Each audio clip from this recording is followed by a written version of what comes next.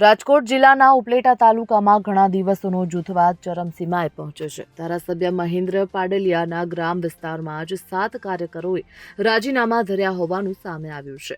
ધોરાજી ઉપલેટાના ધારાસભ્યના વતનમાં જ ગ્રામ પંચાયતના ઉપપ્રમુખ સહિત 7 સભ્યોએ રાજીનામા આપ્યા છે. તો ઉપલેટા તાલુકાની મોટી પાનેલી ગ્રામ પંચાયતના સભ્યોએ મોટી પાનેલી ગામમાં વિકાસના કાર્યોને લઈને નારાજગી વ્યક્ત કરી રાજીનામા આપ્યા હોવાનું સામે આવ્યું છે.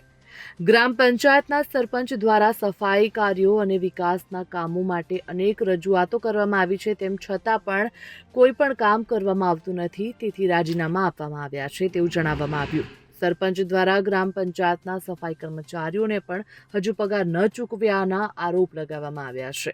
સરપંચ પતિ દ્વારા સામા પક્ષનાઓ વિકાસના કાર્યોમાં અડચણરૂપ બનતા હોવાના આક્ષેપ કરાયા છે.